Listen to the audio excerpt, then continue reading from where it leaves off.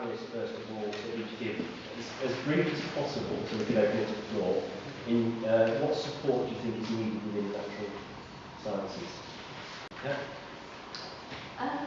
Well, I think any support would be appreciated.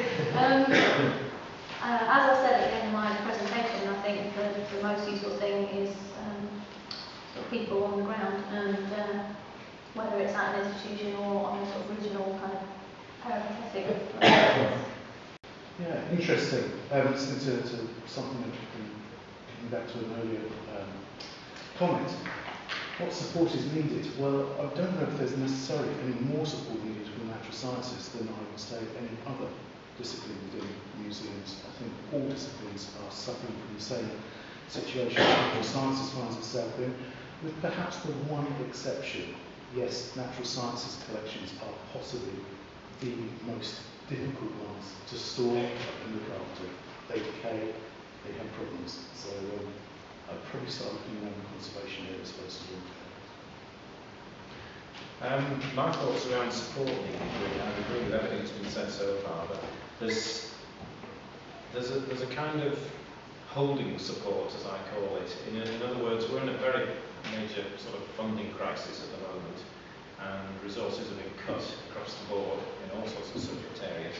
But because natural science collections particularly take a lot of looking after and include quite a lot of very sensitive areas, not unique, but quite like insect collections, for example.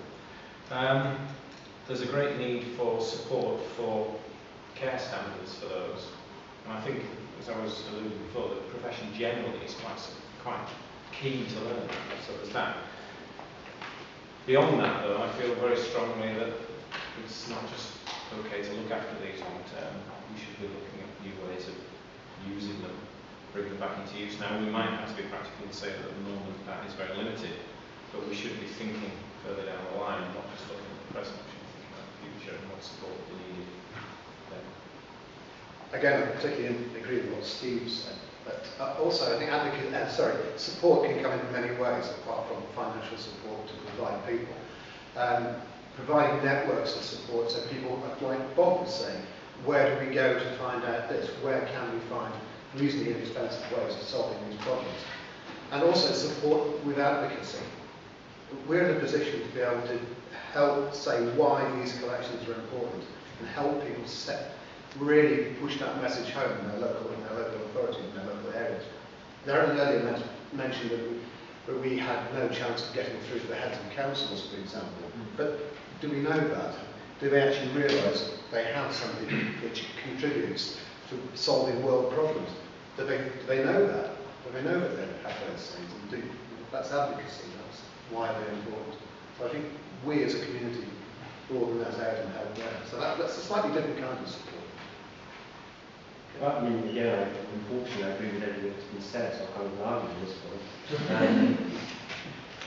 I'll open that up to the floor. Has anybody got any different opinions? I mean, we've heard that we need financial, which obviously I think it's time and money, which most of us would say we definitely need, but the advocacy role.